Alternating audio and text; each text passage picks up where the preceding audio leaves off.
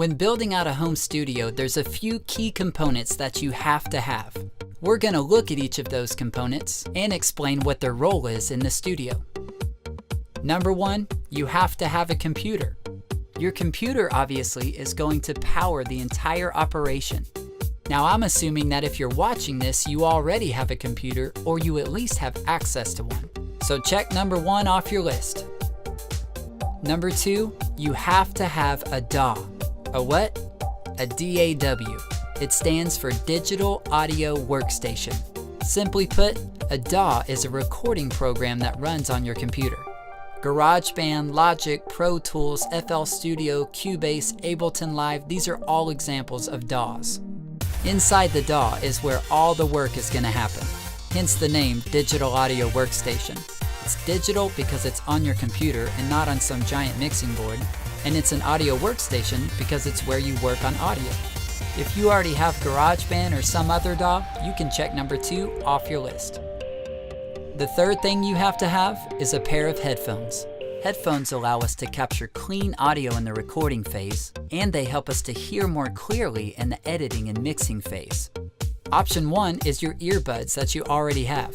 Option two would be a pair of over-the-ear noise cancellation headphones. Both will get the job done. If you have either one of these, you can check number three off your list. The fourth thing that you have to have is what's called an audio interface. An interface acts as a mediator between your live instruments and your computer, allowing you to plug in your microphone or instrument and capture their audio at a much higher quality than the computer could by itself. The fifth thing you'll really need is a microphone. A microphone obviously is what you're going to capture audio with, like vocals or even guitars. With microphones, there's three main options. One is your built-in microphone right there on your computer. Two would be a standard live performance mic like this. And third is what's called a condenser microphone. Your built-in microphone is a great place to start because it's free and you already have it. But if you're ready to step up your production quality, you'll want to look into purchasing a live performance mic or even a condenser microphone. The next thing you'll need is an XLR cable. An XLR cable is a three-pronged cable that will be used to connect your microphone into your interface. The seventh thing is a 1/4-inch instrument cable. Now you may or may not need a 1/4-inch cable depending on what instruments you plan on playing and recording. For example, if you plan on plugging in your electric guitar into your interface to use the amp simulator that GarageBand offers, then you'll definitely need a 1/4-inch cable. The eighth thing you'll need is a MIDI controller.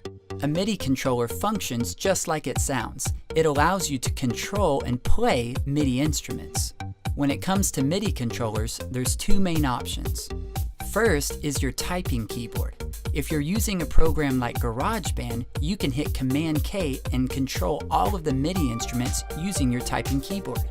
Option two would be to purchase a true MIDI keyboard. If you're a piano player who likes to record two-handed parts, or even a drummer who likes to program parts using a drum pad, then you'll want to look into purchasing a true MIDI keyboard. The ninth thing you'll need is a microphone stand, and this is essential.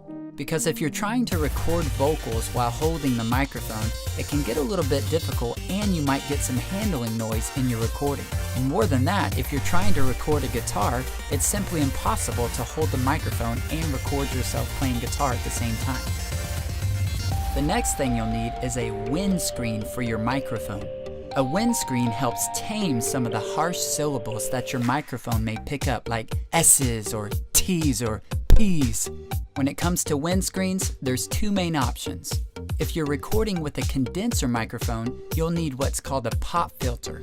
But if you're recording with a standard live performance mic, then you'll need the classic microphone puff. And that, my friends, is all you need to build a high-quality home studio. Now my guess is that you already have 4 or 5 things on this list, maybe more, which means that you're not far off from having a fully equipped home studio. Now I know you have questions like, what gear might be best for me and how do I set all this up? Well, that's what the next few videos are all about. So we'll pick up the conversation in the next video.